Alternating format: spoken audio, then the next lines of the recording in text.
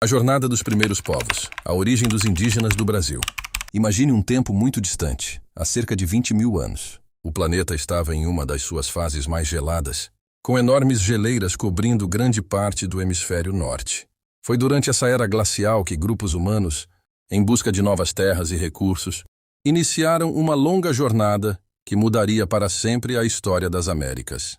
Esses primeiros exploradores, ancestrais dos povos indígenas, partiram da Ásia, atravessando o que hoje conhecemos como o Estreito de Bering. Naquela época, uma ponte de terra ligava o que hoje é a Sibéria ao Alasca, formando uma passagem natural entre os continentes. À medida que o clima mudava e as geleiras recuavam, esses grupos avançaram cada vez mais para o sul, explorando e colonizando novas terras. A jornada continuou ao longo de milhares de anos. Esses primeiros habitantes se adaptaram a uma vasta gama de ecossistemas, desde as planícies geladas do norte até as densas florestas tropicais da América do Sul.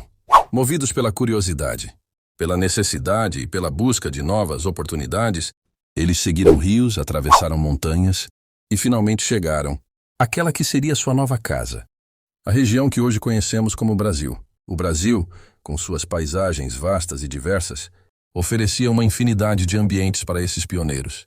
Desde as densas florestas tropicais da Amazônia, passando pelas vastas savanas do Cerrado, até os pântanos do Pantanal e as montanhas da Mata Atlântica. Cada região, com seu clima e ecossistema únicos, apresentava novos desafios e oportunidades para os povos indígenas que aqui se estabeleceram. Na Amazônia, por exemplo, esses povos aprenderam a viver em harmonia com a floresta. Desenvolveram conhecimentos profundos sobre as plantas, os animais e o solo.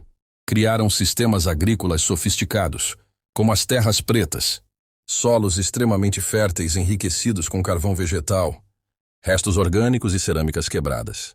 Esse conhecimento ancestral permitiu que comunidades inteiras prosperassem em um ambiente que, para muitos, pareceria hostil.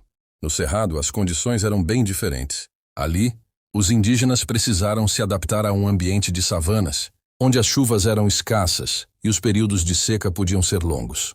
Aprenderam a cultivar plantas resistentes, como o pequi e o buriti, e a encontrar água em locais inesperados, como no interior das plantas e em cavidades subterrâneas. Enquanto isso, ao longo da costa, na Mata Atlântica, outros grupos indígenas exploravam o vasto litoral, pescando, coletando mariscos e construindo suas aldeias perto do mar. Ali, as florestas densas e a proximidade com o oceano criaram um ambiente de abundância, permitindo que esses povos desenvolvessem uma rica cultura de pesca e coleta. Com o tempo, essa diversidade geográfica resultou em uma impressionante diversidade cultural. Surgiram centenas de etnias, cada uma com sua própria língua, seus próprios costumes e formas de organização social. Os Guarani, por exemplo, acreditavam que eram os filhos do sol e tinham uma relação espiritual profunda com a terra. Os Tupi, que habitavam a costa, desenvolviam redes complexas de trocas e alianças, formando uma das culturas mais conhecidas pelos primeiros europeus que chegaram ao Brasil. Mas a chegada dos europeus no século XVI trouxe consigo não apenas novidades, mas também enormes desafios e destruições para os povos indígenas. A terra que por milênios havia sido o lar dessas culturas agora era vista como um território a ser explorado e colonizado. Os primeiros contatos entre indígenas e colonizadores foram, em muitos casos, violentos e devastadores. As doenças trazidas pelos europeus, como a varíola, o sarampo e a gripe, rapidamente se espalharam entre os povos indígenas, que não tinham imunidade contra esses novos males. Em questão de anos, populações inteiras foram dizimadas, levando a uma perda incalculável de vidas e culturas. Além das doenças, a invasão territorial e os conflitos armados intensificaram o sofrimento dos povos indígenas. Muitos foram escravizados, obrigados a trabalhar nas plantações e nas minas dos colonizadores. Outros foram forçados a fugir para áreas remotas, onde tentaram preservar suas tradições longe da influência europeia. No entanto, mesmo diante de tanta adversidade, os povos indígenas do Brasil não desistiram. Eles resistiram, lutaram e encontraram formas de sobreviver.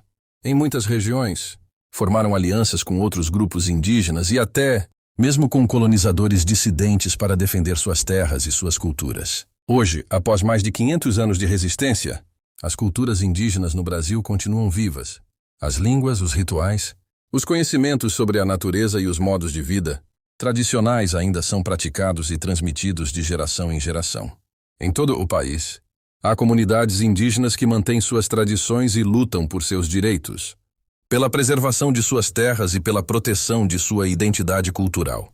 Os povos indígenas do Brasil são guardiões de um vasto conhecimento sobre a biodiversidade, o clima e os recursos naturais. Eles nos ensinam que é possível viver em equilíbrio com a natureza, respeitando os ciclos da vida e cuidando da terra para as futuras gerações.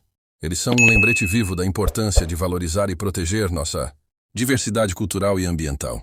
A história dos povos indígenas do Brasil é, sem dúvida, uma história de coragem, resiliência e sabedoria.